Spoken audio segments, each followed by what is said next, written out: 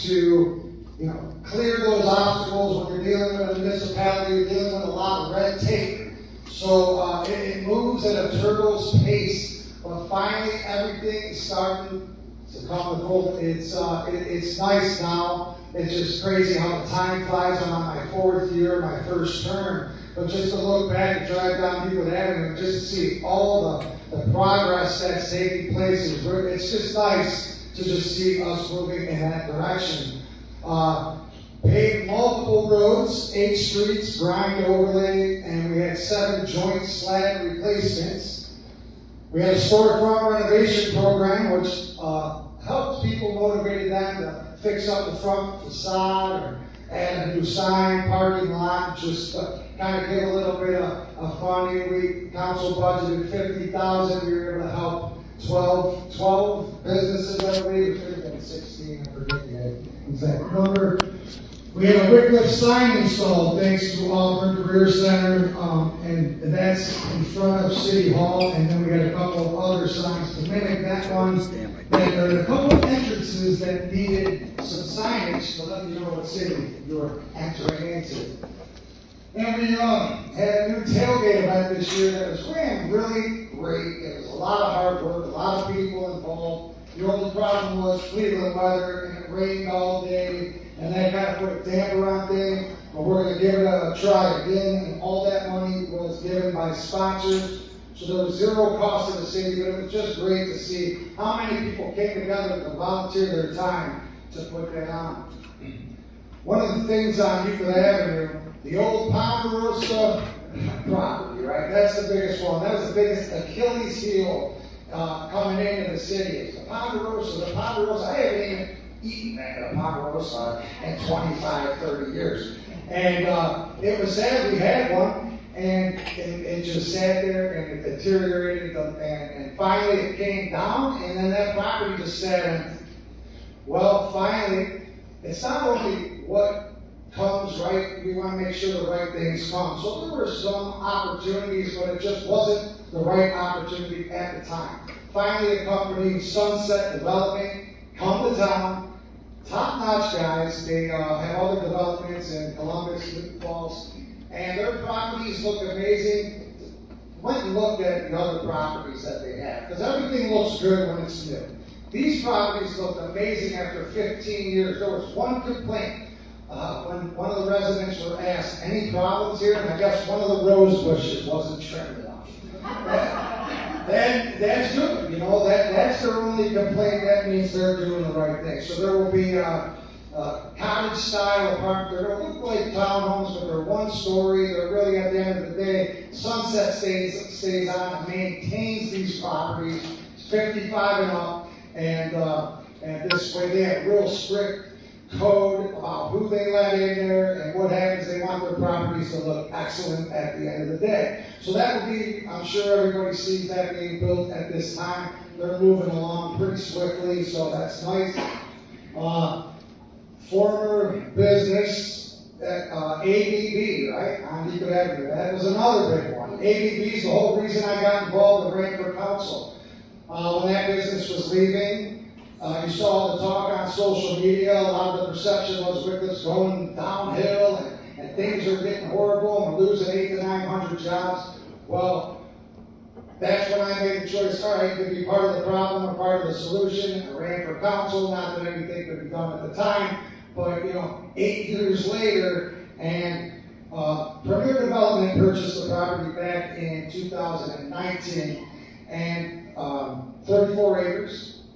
The problem is the building looks nice on the outside, and I'm talking, there's 2 buildings, one on the lower half of Warden Road, and then one on Wickliffe Avenue.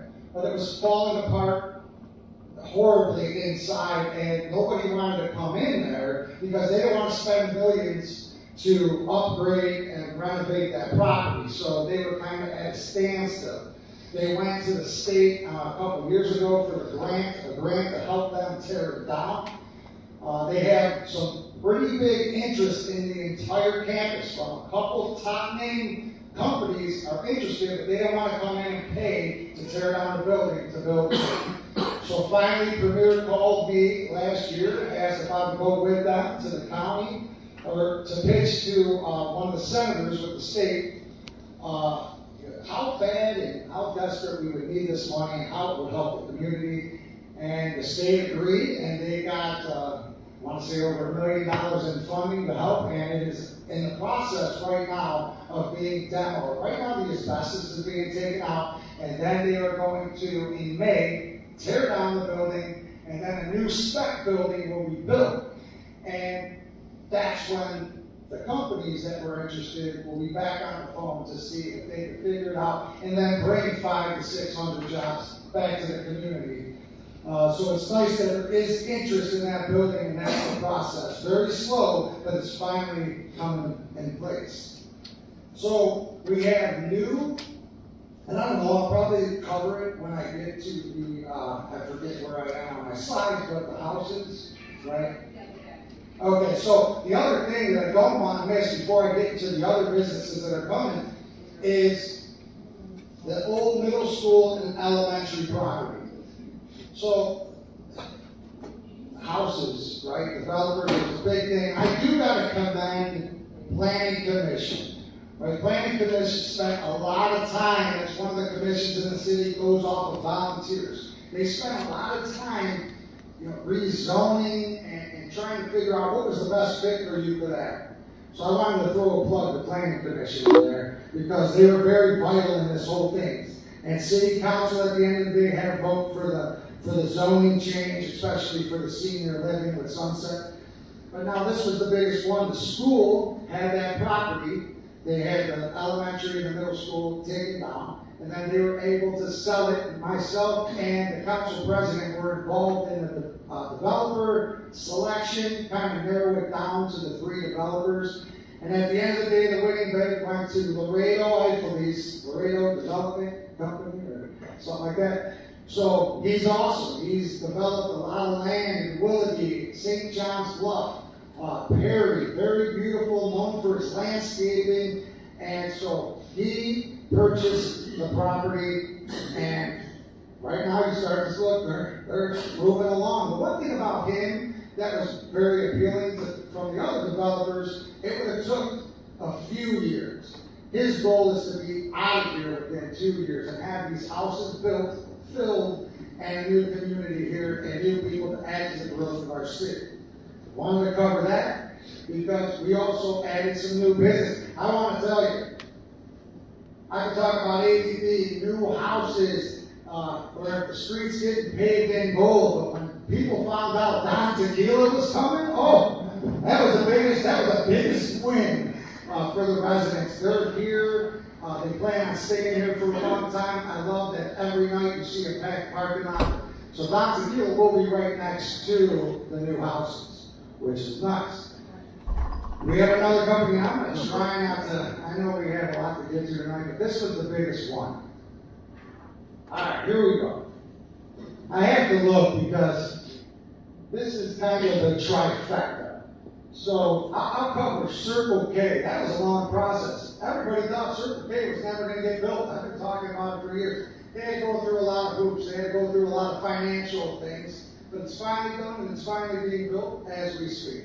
Now we're going to move to the trifecta. Right here. All right. 2021, 22, right at the end, right before I came in, Roll House, the old Palisade Palace. It was empty, another vacant building, which had a lot of potential, big building. All I kept hearing was, that building should be torn down. No one's going to buy that building. No, this, that, and the other. And Jonathan Burns came to town, a very successful real estate developer. He purchased the building. And he came to me several times, casting a net, trying to find the right fit. Well, he was hitting the wall. He could not find anybody interested in it. It had some good perks. You're close to the freeway. You're right in the center between Willoughby Manor and downtown. We were in a great location. We couldn't find the right location. He came to me, and after, I want to say, 2 years, maybe a year and a half of nothing, and he said, I have to sell this building. I have to turn a profit. That's what he's in the business for. The only thing interested was inside storage. That does nothing for our community. It really doesn't. I know that's a need, but right now there's no jobs there, and it really didn't add to the growth of what the potential of that building had to offer. So I begged him, please, cast a wider net, and we agreed. He was going to go 6 more months. I was going to call contacts that I had. We were going to just spread it out there, try to get something. And he's asked me, he's like, listen, if I do this, would you give me the blessing if nothing happens in 6 months on this indoor storage facility? And I said, listen, I will have your back if you at least just be a little bit more patient.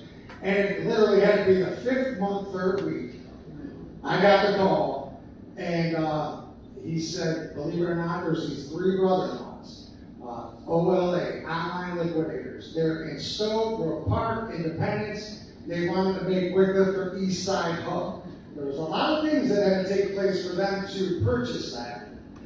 But the biggest thing was we had automation that just wasn't doing as good as they were. Those parking lots were empty, and they used to be filled. When it was Mullinax, I think at the height of automation, they had 150 employees. They were down to maybe 30. So they were really hurt.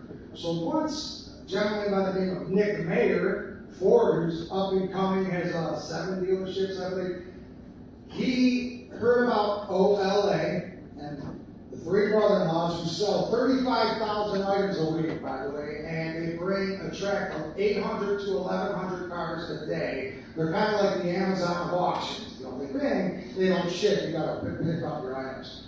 So once he heard about that, he purchased that, and now you're starting to see those parking lots get filled up. Well, then there was the third's a charm, right? The biggest problem with this trifecta was the McDonald's. That McDonald's sold a few years ago to, it was going to be called Cartwrights. They're like a Carvana, direct to consumer. Problem was Cartwright, they're known outside of Ohio. I don't think there's many in Ohio. But when they purchased the building, McDonald's had food, a deed agreement. No food or beverage can be sold for X amount of years. Well, that building's set up for food and beverage. So when Cartwright bought it, they didn't care because they weren't selling food, they were selling cars. So they didn't pay no mind. Well, something happened in the family decided they are not going to open up new locations. They were just going to focus on the current locations. So they brought it to a real estate company to go to auction, and it wouldn't sell for a long time because of that deed agreement. So they reached out to me, and the kicker of this, and I'm going to try to keep it short, was this sign. There's this sign up there that says Roll House that OLA wanted the sign in the deal, but we couldn't get confirmation on that sign because it sat on McDonald's property. And McDonald's property wanted to use that, or the Cartwright wanted to use that for marketing, that sign when they sell the building. So, no luck, they wanted to get a buyer in there so that they could sign over this sign agreement and that this deal could get closed with OLA. It was a nightmare, to say the least. So everybody called upon me to call McDonald's lawyers. I'm like, I don't know if you guys want to call it McDonald's lawyers. I don't know how far we're going to get. But a 45-minute conversation with the lawyers from McDonald's, he said, listen, let me see what I can do. I'll call you back. Give me a couple days. He called me back and said, we're going to lift it. As long as it's not a national chain, they can have a few restaurants, whatever it is, we will lift it. About 3 days later, it sold at auction.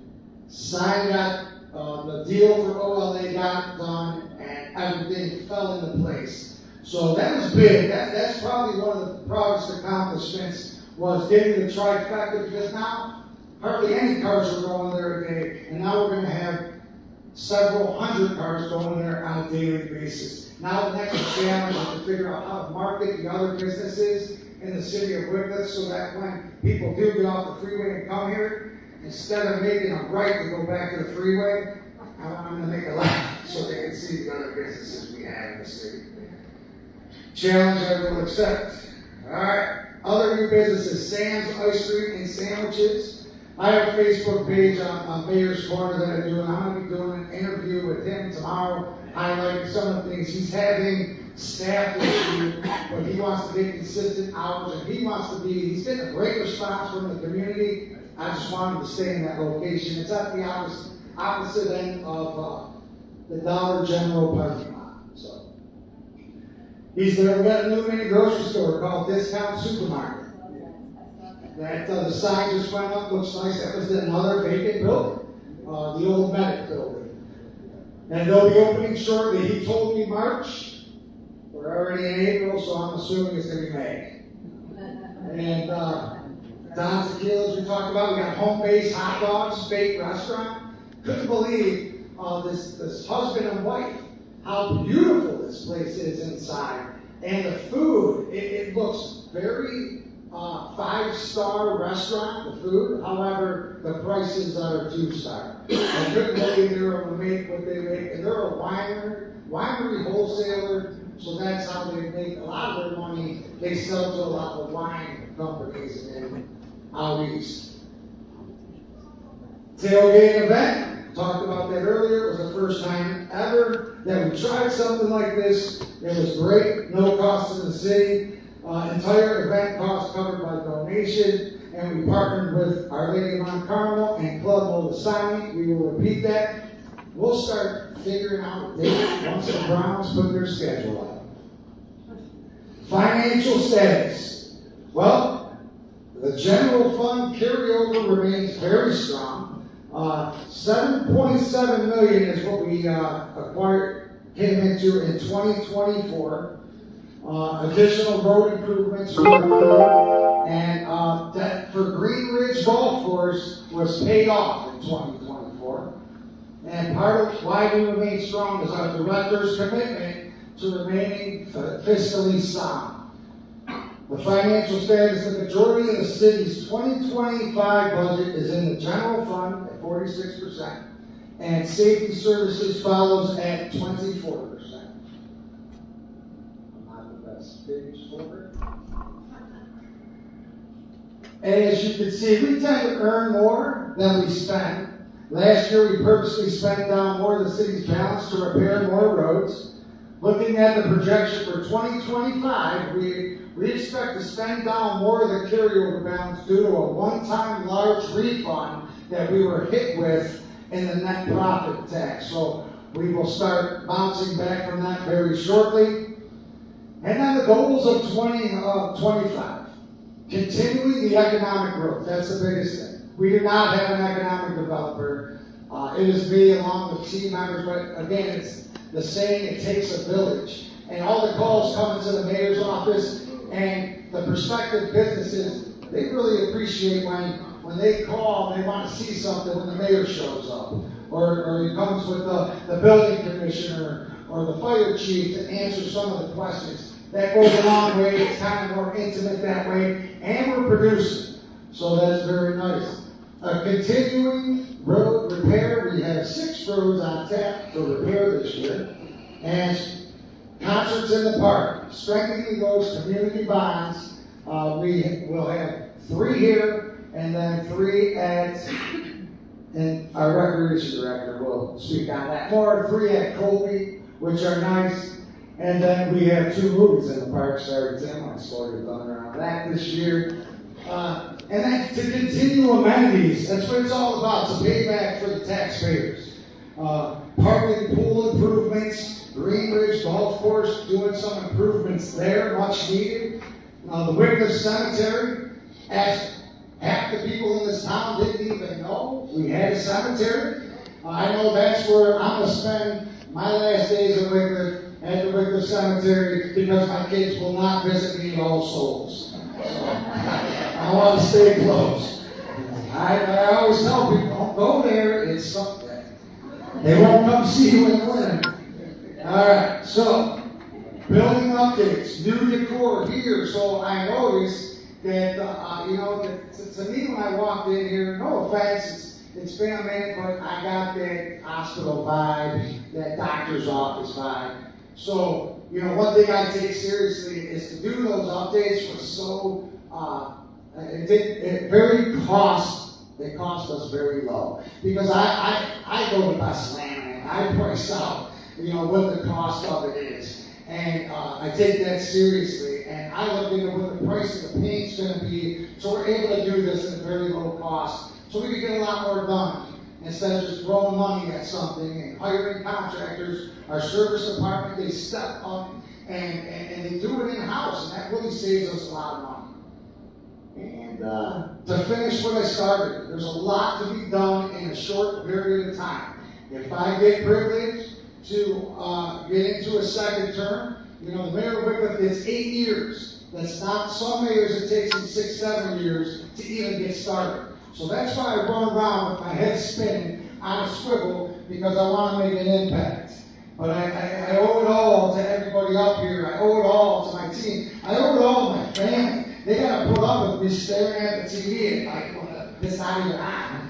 And my wife will say, Joe, shut it off. Go to bed.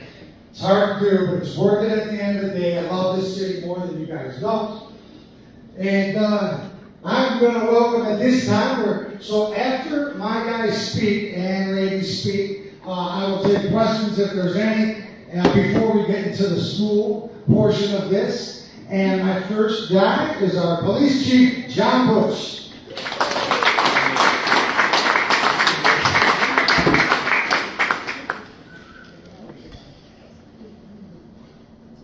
All right, good evening. Thank you for coming out. For those of you who don't know me, my name is John Bush. I'm the police chief here in Wickliffe. I'm about 2.5 years now as the chief. I've been employed by the city of Wickliffe since 1995. So I'm pretty good here. So I'm basically a career police officer, and I couldn't be happier. It's probably the best place to work in the county.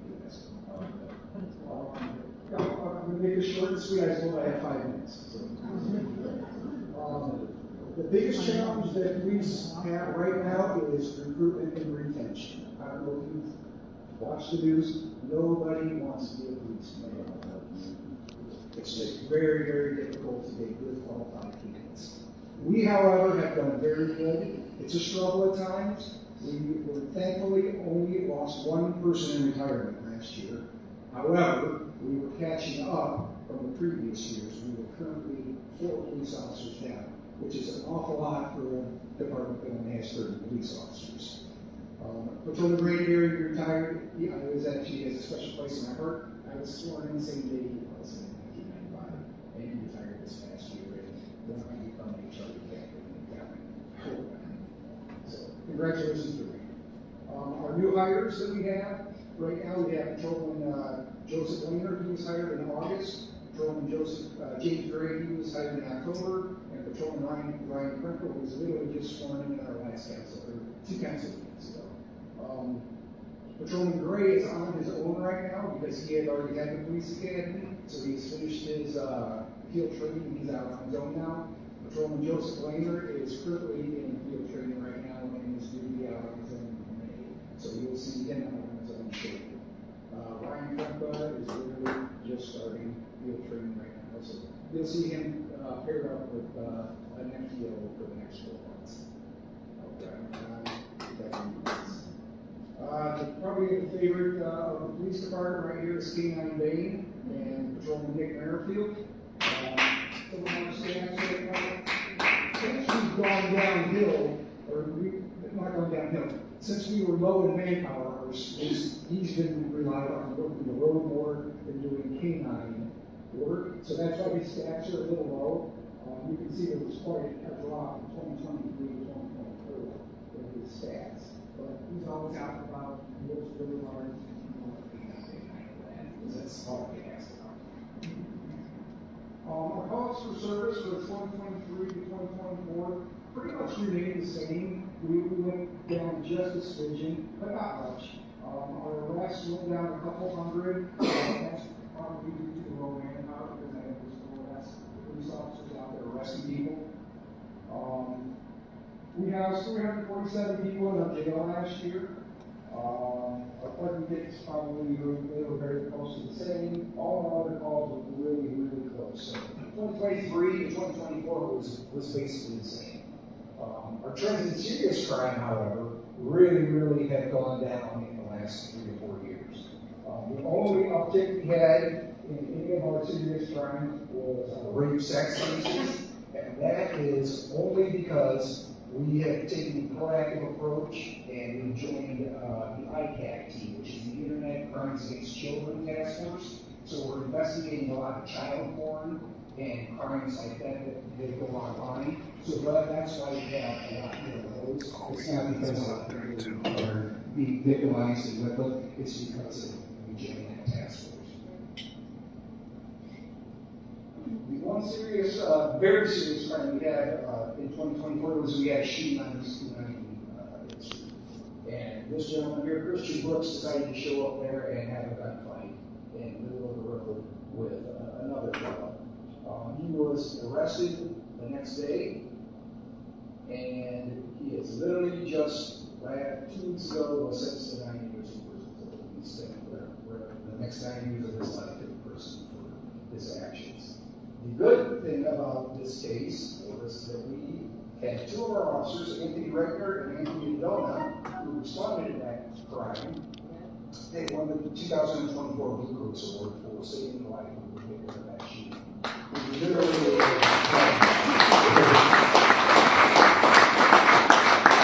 thank you very much. They definitely deserve recognition for their actions. They did an amazing job. They applied shortages to guys along the lane, and if they didn't do that, they would have led to death on the street.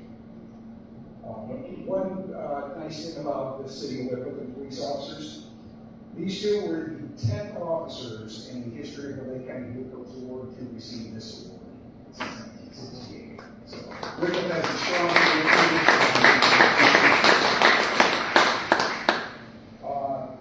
another very promising thing lately is our vehicle pursuits have started to go down dramatically. You can see in 2023 and 2024 they were crazy because people, just with society, people didn't want to listen to the police that they thought they could just run from the police. That has, thank God, started to drastically come down. I think that is because there's been a change in the law where there's a lot more ramifications. It's a felony now. It used to be a misdemeanor if you ran from the police most of the time, and nobody went to jail for it, so you just ran. The legislature's finally got the right idea. Maybe we should have some repercussions, and that's starting to catch up now. People are now knowing, hey, if I went to the police, I think some of the things that our police officers are involved in the community, we do about an annual bike rodeo. We do the dive-in movie night at the pool. We do a job fair up at the high school. The law enforcement Special Olympics sports run. We do Miracle League over in East Lake with that organization. We do trunk or treat. We do shop with the cop with our school with that also. Getting back to school, who we're going to be talking about, this officer right here, James Smith, I can't say enough about him, Officer Smith. He's our SRO. He's been up there for, I think this is going on his 3rd year now. He is the glue between the police department and the schools. He handles everything up there. I can't say enough about this guy, but he's been the best asset we've had to go up to that school.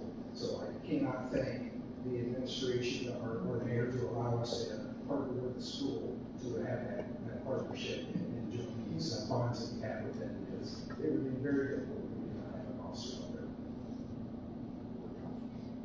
That's all I have.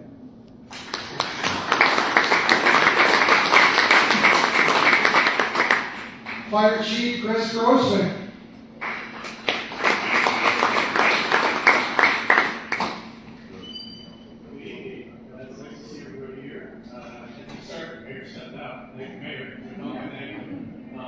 And City Council for all the support over 2024 and continuing.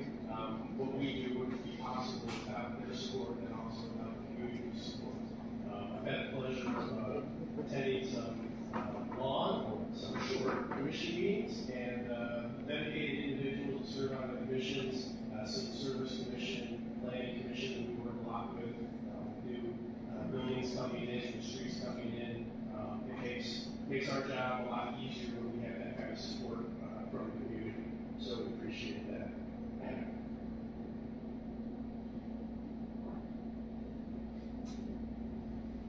So we're looking at 2024 in review. 2,904 incidents, about a 6% increase over 2023.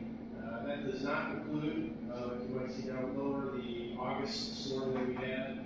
We had over 200 incidents that we responded in that 24-hour period with power down, trees, assisting civilians, residents that were on oxygen, needed further assistance. So those kind of incidents through the state, we report that as one mass natural disaster, so we call those places. So more than one, that's not included in that 2,904. The increase I kind of attribute to everything that we're all dealing with medically now, like QA, B, COVID, all these other things that keep coming out. So our emergency rescue calls were up quite a bit. Previous years we were more than 1 to 2% increase after the big COVID bump. So definitely a lot more calls for emergency, a lot of public assistance.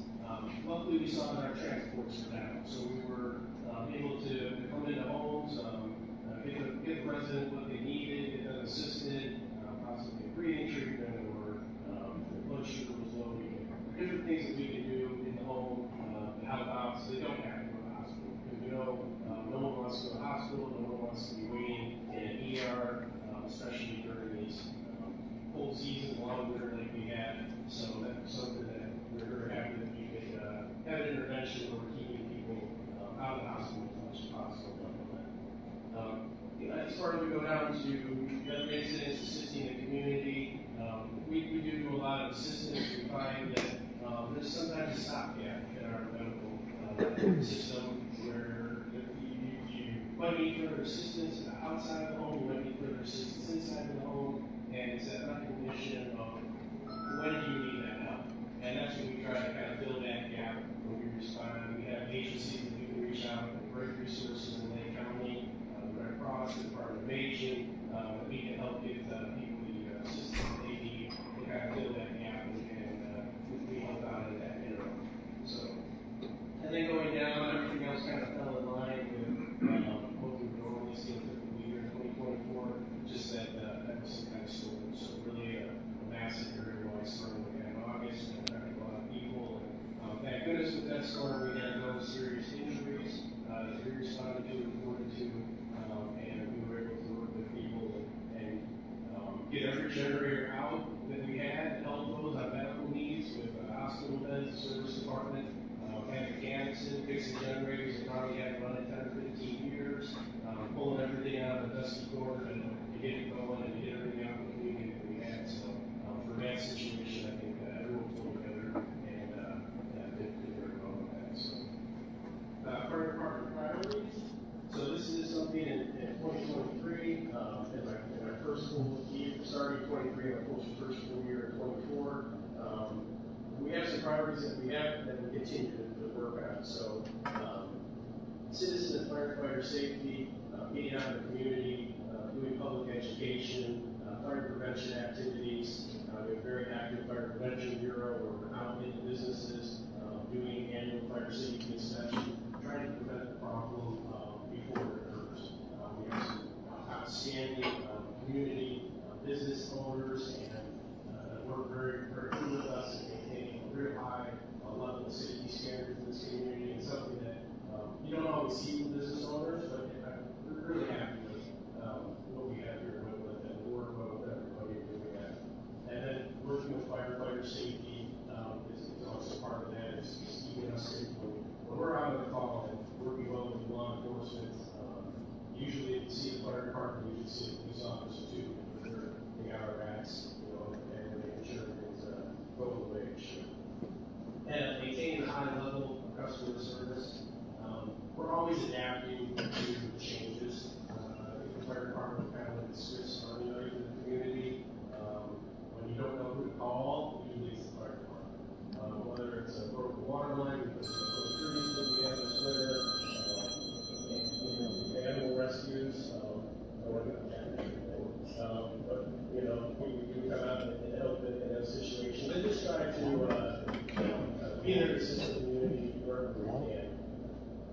And then training for the future, for members of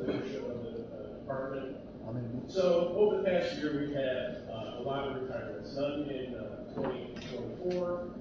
There's a little stability there, but we have about 2/3 of the department now that has under 7 years of service full time in the city of Wickliffe. So a lot of great, highly educated, very good paramedics and firemen. But that's where we all start, with fire service, paramedics and firemen. And then we move into other things, arson investigation, vehicle maintenance, emergency vehicle technician, special rescue things, different things that we can go out, learn, share with our other coworkers, and then bring those resources back to the community.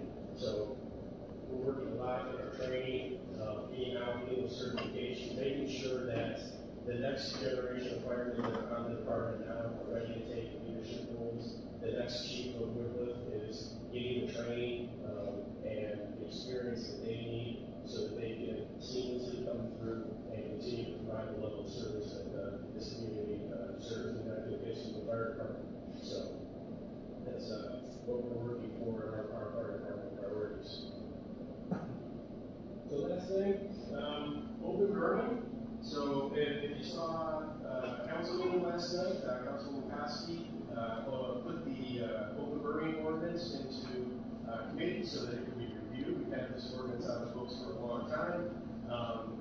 We've had 2 significant urban fires, urban interface fires is what we call them, from open, on-the-ground burning of debris that was at an inappropriate time, that violated the city ordinance, that caused significant damage to wood space. A half acre the first time in the fall, and a little over an acre this year. So it's a beautiful community that here in Wickliffe, and very, very fortunate to have these wooded spaces, these open spaces, and sometimes just the best judgment isn't taken, and we have these ordinances and these policies in place to protect everybody and maintain it, keep everyone safe. No one is injured in either one of those calls. We did have a loss to the shed of a neighbor's house in the last one, but it's something that I put it in here because you go to a lot of homes, and we were out in the community and people have different recreational fire pits and different things like that. We know that we're not coming to backyards to check that stuff, but there's a safe way to enjoy it outside within the ordinance of our banners, commercially manufactured devices that you're able to have a nice recreational fire, which has a spark arrestor, which is fully enclosed, without that kind of ember from blowing out and possibly catching something on fire. Regulations for spacing, how far away from construction you need to be, a water source, just to keep everybody safe. Because even though we have some of these nice wide open areas, we all have neighbors. So we want to not only be considerate of what we're doing, but how it takes place affects the neighbors. So details are on the city website. We look at full ordinance up. There may be some changes coming, so that'll be under discussion and consideration. It's been a while since it's been reviewed. But please, if you have any questions, like I said, the Fire Prevention Bureau, the Opportunity Bureau has the answers. And we're more than welcome to come out and see what you have, see if it meets regulations, discuss the ordinance with you, and assist you in any way that you're looking to have some type of recreational fire. So we're always there and available. Please reach out if you have any questions. And thank you.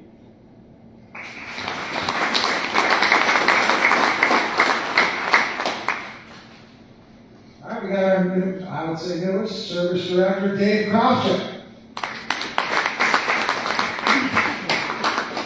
Apologies, guys. My name is Dave Krawczyk. I lived with the city for 11 years. I was a laborer for 9. I got put in the Assistant Service Director position after those 9 years.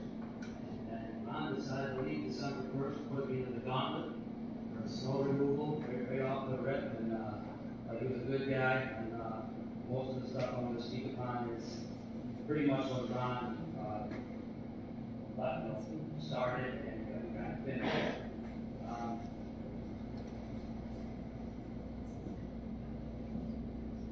I'll start off with the 2024 sewer improvements. The cost of this project was funded through the ARPA funds that the the mayor spoke about earlier. This was as you can see in the pictures, this is a full length lining of Drennick Drive, and they also, the lateral is through Drennick Drive too. So there's, what this does is, puts the infiltration to a limit. When we do our sewer guide tests and everything that we do, for those point of sales, we try to eliminate the groundwater that goes into those sewer systems, so the cost of our, what we pay for, the amount of money that we pay for sewers goes down. Also, too, at this time, we are working on the Empire Road and Kerry Main sewer line project. Also, ARPA funded money, $609,817. We're actually working on it right now. It's not complete yet, but we should finishing that up soon. Also in 2024, we had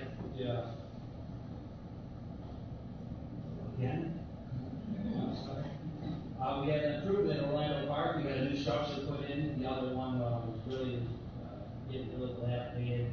The slides were cracked and everything else. So what you'll see is this park, hopefully in the near future, whether it gets better. Tim and I have gotten a plan together, and we're going to try to make this a little bit more modernized and add, take away some of the things like the timbers that are around that are rotting away. We're going to put some more like concrete around it, where there's a handicap accessible stuff for that structure also. And then, as the mayor said, we also had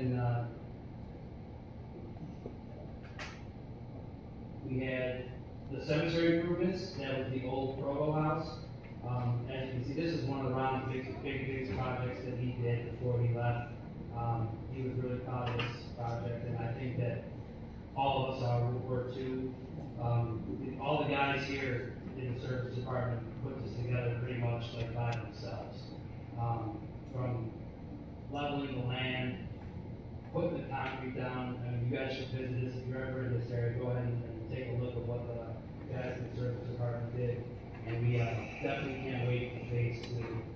Hopefully we get some funding for that and be able to see there's plenty of college bearings down at the cemetery part, and hopefully one day that whole entire project will get complete. 2024-2025 road improvements. As the mayor spoke on before, I didn't have this in my slide, but we did do 8 roads last year. They were just resurfacing. We did a lot of curb repair and stuff on those roads.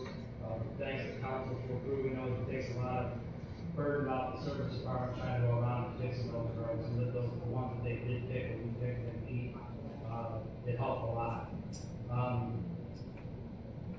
In 2025, you will see these are the big boys, what I would call them, like in 2021 to 2026.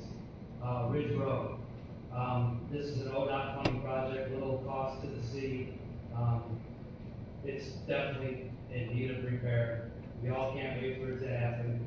I kind of look at it as you had Lakewood Boulevard, we're skipping Euclid Avenue, we're going up the bridge, and then we'll go back down Euclid Avenue. And you'll see a bunch of things going on. The engineering and design phase for Euclid Avenue, you'll see that. Also, too, you'll see Parkwood Drive and Kerry Main. There you're going to see a water line replacement, a couple sewer repairs, resurfacing of the concrete curb and gutter, and pretty much all that was from OPWC and Lake County Department of Utilities funding. And then also too, as you can this is 2024, as you can see, probably driving around the city, you can see some of the intersections and the roads that are getting cut up to get the joint and slab replacement. So we're going to definitely, that'll help. Hopefully we can add more. You'll see East 100th Street getting done this year as far as 2025. And Palisades Parkway, and then the South Bryn Mawr intersections. Those are the intersections that butt up to South Bryn Mawr. That's Oakwood, Vinewood, Woodway. Unfortunately, the shaker wasn't concrete, but we'll get the shaker too, maybe with some asphalt. And that's all I got.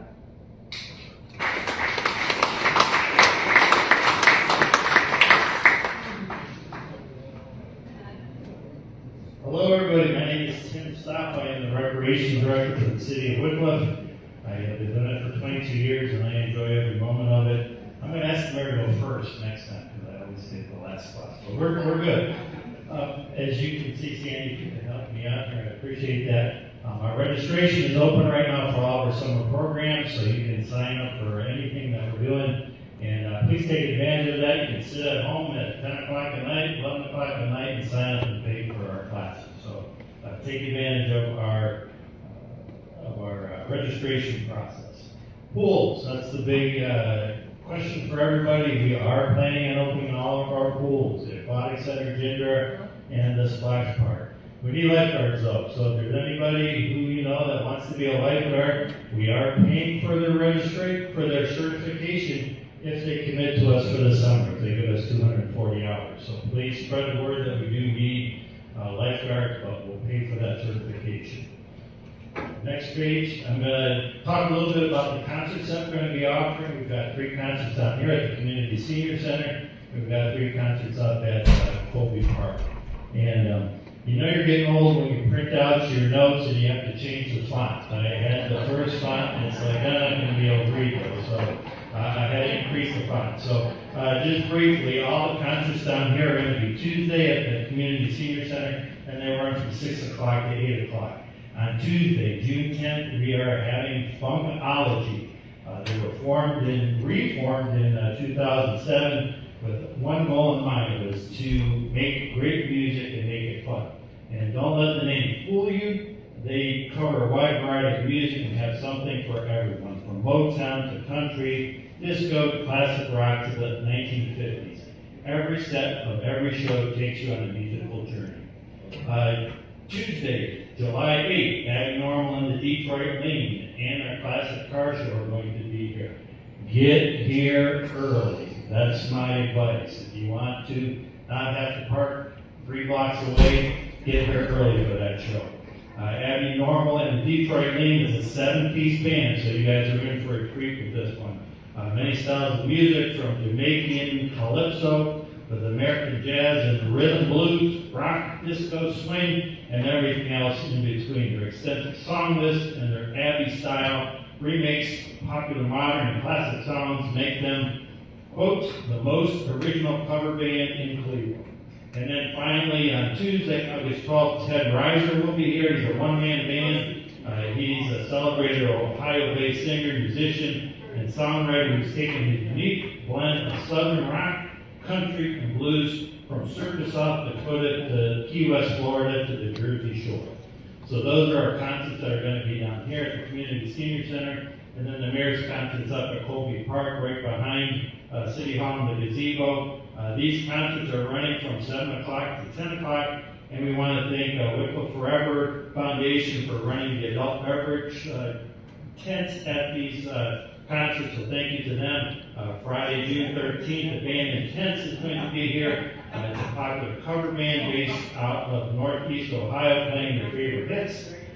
Friday, July 18th is Volcante, a rock band rooted in rock, funk, jazz, and distortion. I'm not sure what that means. And unleashing a torrent of electrifying energy, Volcante has carved out its niche in rock music, in the rock music scene, with a distinctive sound and dynamic performances named Best New Artist of 2023 by the Cleveland Music Awards and the Best Band 2024 by Cleveland Scene.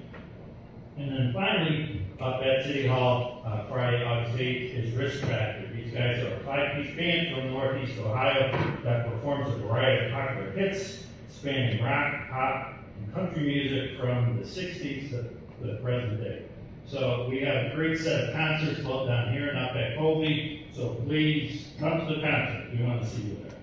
And then we also have a couple of movies in the park. Up at Colby also have a big blow-up screen, and come visit those. It's a fun time. We have a lot of free movie activities, and I'd like to thank NOPEC for sponsoring those movies. And I do need to back step just a moment. True Line is sponsoring all the Friday night concerts up at City Hall, so we thank you to True Line. And then last but not least, we have our 20th annual golf outing at Greenridge Golf Course on Saturday, June 7th. It's a 9-hole scramble. It starts at 8:30 in the morning. Give me a call if you want to sign up for our golf outing. Thank you very much. Okay, I'm gonna see if there's questions in a minute. Just two things I want to elaborate on. What is very important up at the school is that school resource officer. And so when I heard Chief Bush, say that, listen, I could say yes and okay things, but if council doesn't agree, that, like I said, it takes a team. So thank them for two for agreeing, and we were all able to make that happen because it was a good addition to the schools. Before I introduce my next guest that's coming up with the state of schools, I just want to say that this will be the last time I introduce Joe. He is, Mr. Speaker, is retiring, riding off into the sunset. And the one thing that me and him had a pretty good relationship with was helping people. And one of the rewarding jobs of being a mayor is sometimes people less fortunate or need things and they can't get it on their own. They'll reach out to myself or they'll reach out to him. We come together and we're able, whether it's beyond Christmas presents, whether it's filling their pantries up with food, getting them bed sheets, a vacuum, things like that really make their day when it's just a few phone calls between me and him. So that's a big thing that you can change somebody's life or make their week better. So I want to thank Joe for that, and I will introduce you, and I'm just going to see if there's any questions from our crowd. So, all right, yes, ma'am. What is the first thing you do when you have a down tree? So if it's so if they have a down tree in their yard, if it's on their property, I mean, is there anything, right?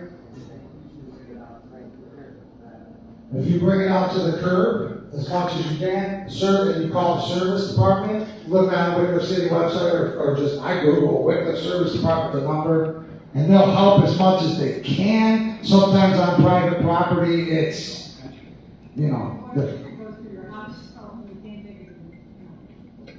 What would you do? Hire an insurance company first? Or? yes. Yeah, you would have to call and check. If it goes through your house, I don't know if the city cannot go in the house, take the tree.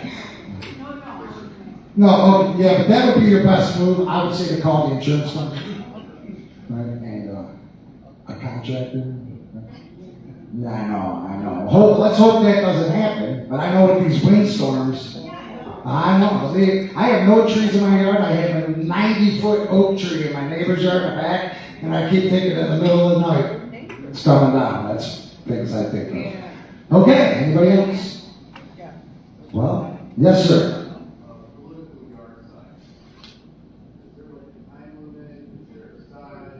There's no time limit in the city of Wickliffe, so if they're running in 2028, they can technically put it out now.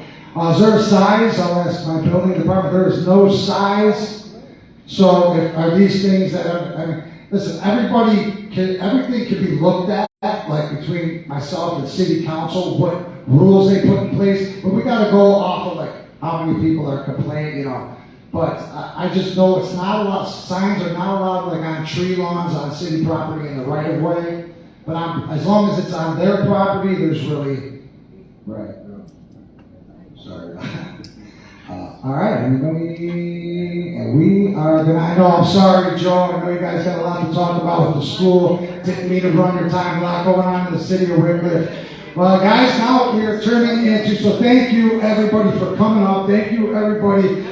Just for being a part of this community and helping make Wickliffe the best place in the world. That's what I think. So appreciate it. All right, without further ado, Mr. Joe Spicia with the Wickliffe City School District.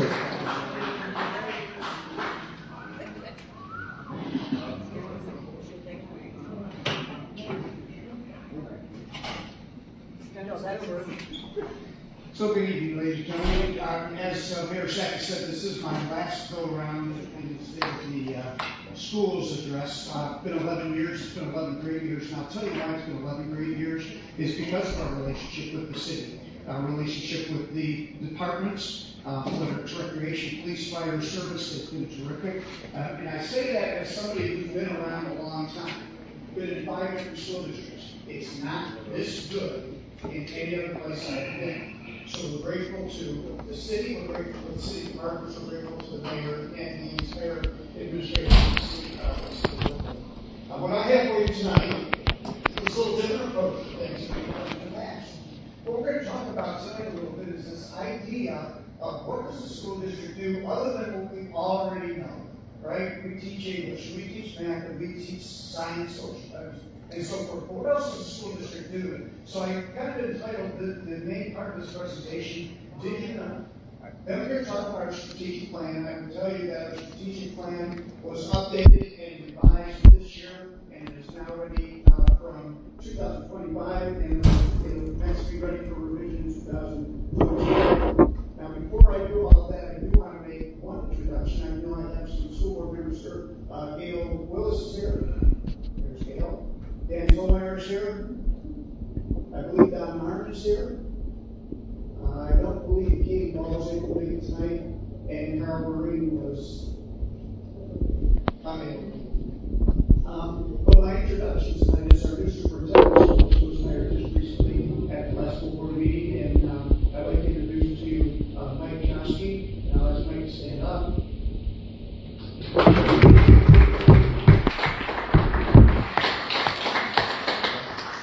The podium, Mike's Mike was most recently from the Painesville City School District, where he's an assistant superintendent. Prior to that, he spent a number of years including East High School as a principal at one point in time in Valley. Mike is a welcome addition to the district, and from my perspective, the Board of Education and the city cannot be made better choice. So I'm proud of him, and I'm proud to know that he's going to do a great job for all of you in the school district in the future. Anyway, off we go. Did you know that our transportation department transports 862 students daily? Did you know they travel 1,300 miles a day? Did you know that's regular and special ed routes? Did you know that's over 240,000 miles a year? We do 300 and some odd field trips a year, and that's over 18,000 more miles. So when you put it all together, it's well over 250,000 miles of traveling in our transportation department. We talk about the price of gas sometimes, we talk about the price of diesel. Well, we purchase 18,000 gallons of diesel fuel a year. We purchase 4,500 gallons of gasoline a year. And that's transportation. Something else you don't think about, and I don't know if there's a restaurant owner in the place. Some of my favorite restaurants live in Wickliffe, Ohio. But we are the biggest and the largest restaurant in the city of Wickliffe. We serve 630 meals a day. You put that together, you multiply that times 180 days of school, that's about 115,000 meals we serve a day. We have a coffee shop in the new campus, 90 customers a day. And sometimes people will say, wait a minute, coffee shop, what are you doing? They spend money on a coffee shop. Okay, the way we build the coffee shop is everything that we sell in the coffee shop and the employees. If we don't make a profit on those, we close the coffee shop, and I would tell you the coffee shop is maybe the single most profitable revenue stream in the Wickliffe City School District. So if you've ever been around 15-year-olds with coffee, believe me. Yeah, thanks for that. Did you know that we serve 65 kids in preschool? That the district received the Silver Award for positive behavioral interventions and supports.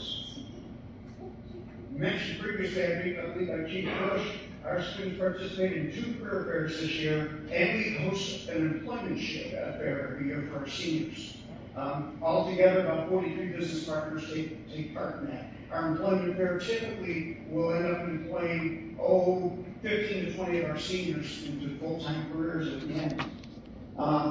Additionally, 27 seniors this year received their academic letters, and something new for us this year that we just started is the Blue Devil Dispatch, which is our monthly family newsletter. And we're going to talk more about that in a little bit. Did you know that our students are very active in service work? They host 2 blood drives a year. They do United Way fundraising. They raise thousands of dollars for the United Way Lake County this year alone. They participate in United Way leadership programs, Lakeland Brain Awareness programs. And that's just some of the things that our kids do that fall outside of English, math, science, and social studies. In addition, we have a variety of programs that most people don't realize that we have. We teach an emergency medical technician program. It is a collaboration with the University Hospital. The way this works very simply is rather remarkable, and I give high praise to the fire department because they were involved in the development of this program as well. University Hospital provides the instructor at no cost to the district. The district, through a grant from the state of Ohio, bought all the equipment and supplies. As a result, it's a no-cost program that has resulted for us in the 3 years that we've had now an 85% success rate for students taking the EMT exam. So our kids that take that course graduate, well, they graduate from high school, obviously. They take the EMT certification test. Our current class is taking the test, I believe, next week. And then they go off to work for a fire department, a hospital, or an ambulance service. 85% success at no cost to the school district. Do you realize we have a service learning program in the schools called Learn, Lead, and Serve? And since its inception, 268 students have participated. Learn, Lead, and Serve partners with 38 different agencies throughout Northeast Ohio. The way the program works, the kids are in school 3 days a week. They're on site. They're at an agency. They're working 2 days a week. For that, and I note this in here, this year alone, so far, this is just so far, through the end of March, our students in that program have contributed $2,000 of community service with an economic impact of over $56,000 to the community.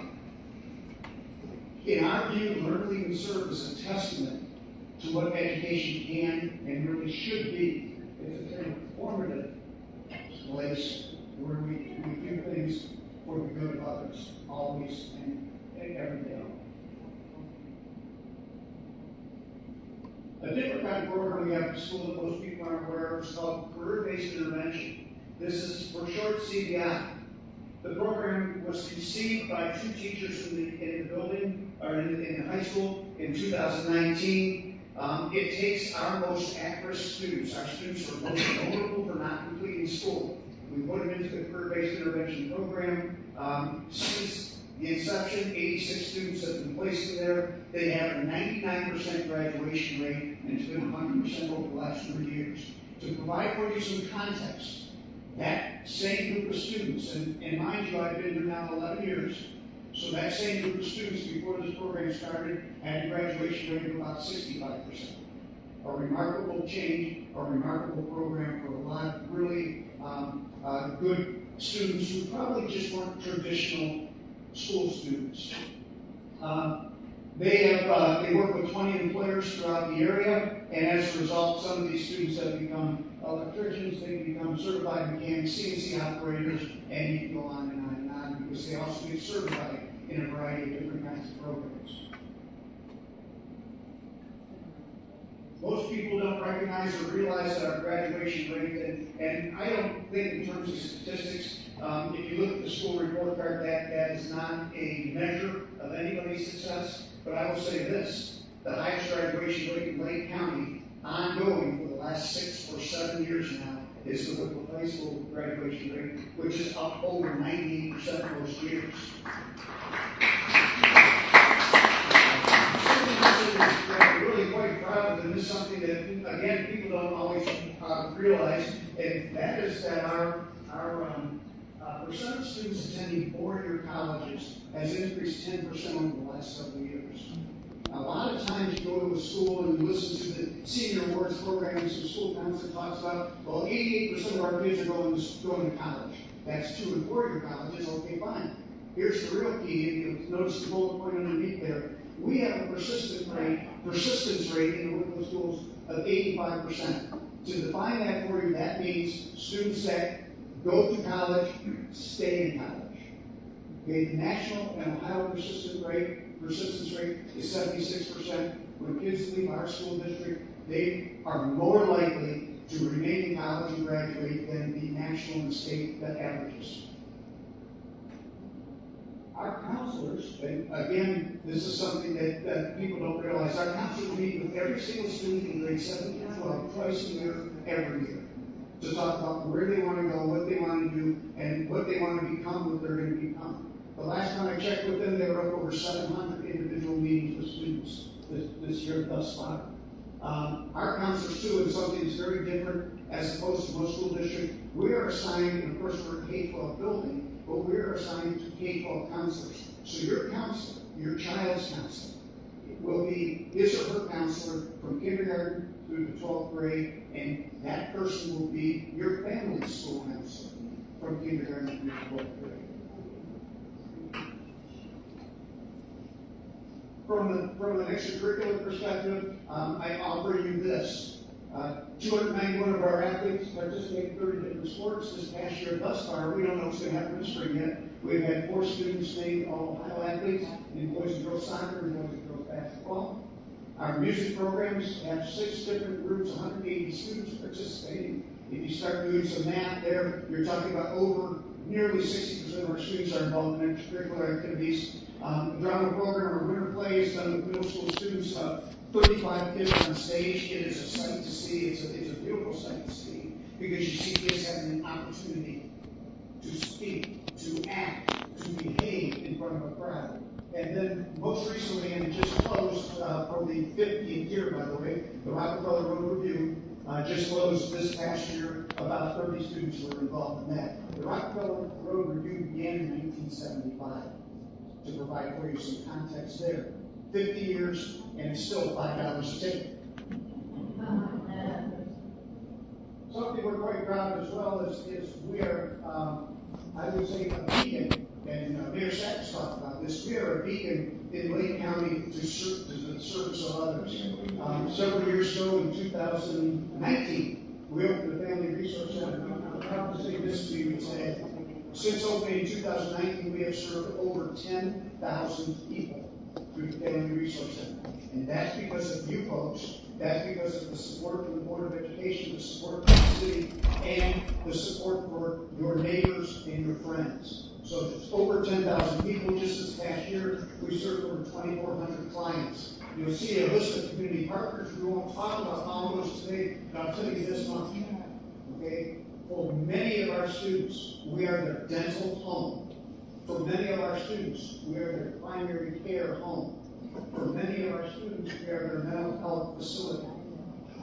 We serve hundreds and hundreds of our students every year. Approximately 1,000 of our students are served in some way or another through the Family Resource Center Wickliffe. It is done at no cost to the client, and it's done at no cost to the school district. The way we do business there, just so people understand, is we received a grant to do the build out. Okay, thanks to the state of Ohio. We received money from the governor's office for operational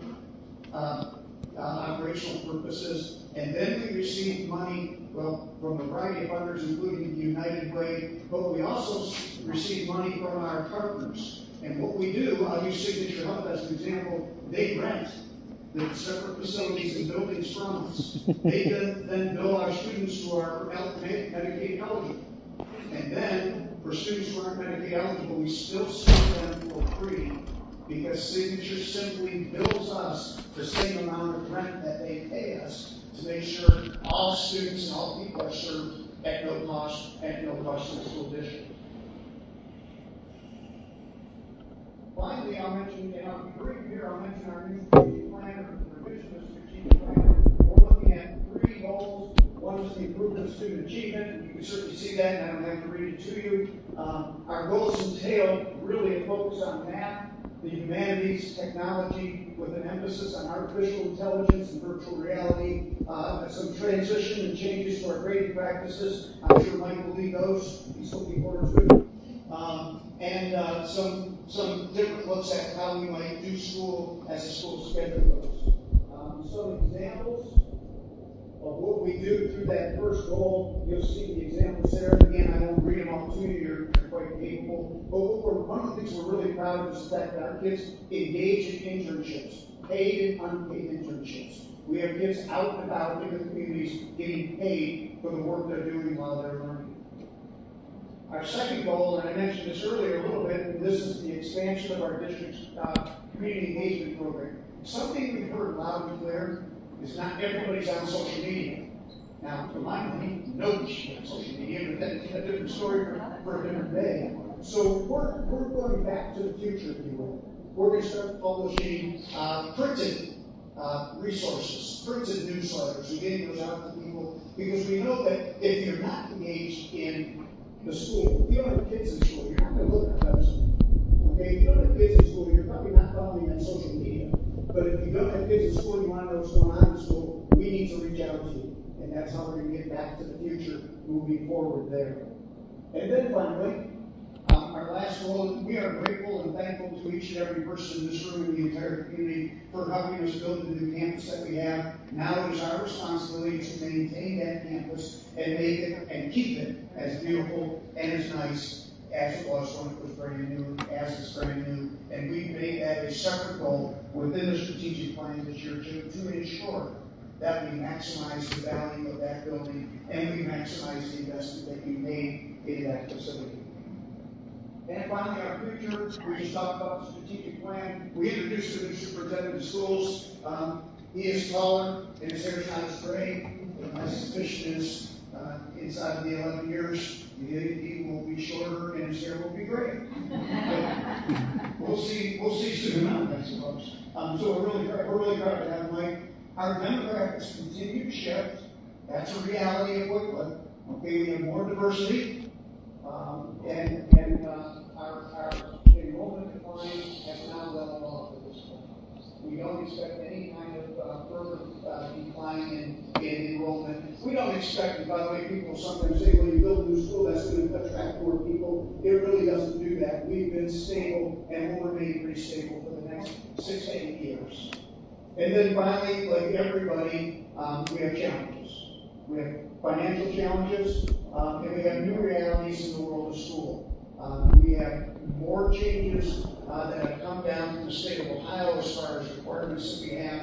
We have changes that we can't quite figure out that are going on right now in the federal government that we're trying to work our way through. But we are addressing our challenges and we're addressing the changes that we're going to see. There's going to be new realities in the world of public schools in Ohio. There's going to be new realities in the world of public schools in the United States. And we ask that you bear with us as we make our way through those changes, because I'll tell you this, okay, public schools, and I'm going to tell you, and I would tell you I'm not nostalgic.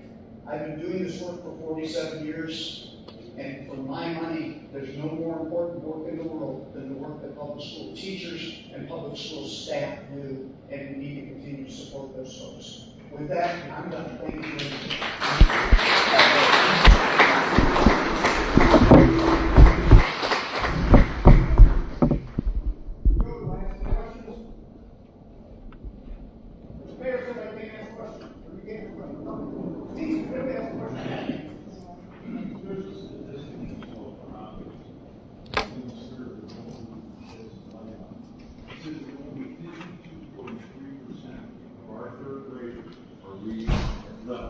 But 100% of them were passed in the 4th grade. Is there truth to that? Is that an accurate statistic? Are you talking about Wickliffe kids? Yes, Okay. Wickliffe High School. No, Or Wickliffe Wickliffe, School. okay, there's several ways that students move from 3rd grade to 4th grade with 3rd grade reading guarantee. Okay, and at the beginning of the 3rd grade, I think the number's a little off, but it's probably 60% of our kids at the beginning of 3rd grade test proficient. By the end of this year, they test again, and very typically we get to about 98 or 99%. And some of those other students, that other group, they're oftentimes exempt because of a disabling condition.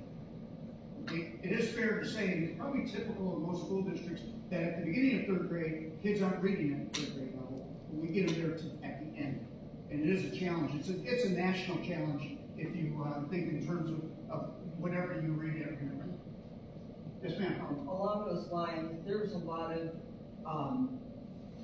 focus on community outreach, all the things the community and these free services that are coming to the school. How much of that focus is on things like reading and writing? I did not see those 2 words up there anywhere. And a lot of extracurricular and everything else. I did not see the words reading and writing. And you'll remember at the beginning of my presentation, I said we're going to walk away from English, math, science, social studies tonight. So from a reading, writing perspective, from an extracurricular perspective, in the summertime, and in fact, I would recommend you take a look. We do through the Family Resource Center a number of technology workshops. We have a summer enrichment program for students. Last year we had about 60 students participate. So we do those things as well at no cost to students. Anything else I can do for you this evening? It has been truly my pleasure to serve the entire city for my length of time here, and I thank you all very much, and I wish you the best of luck now and into the future. Have a good evening.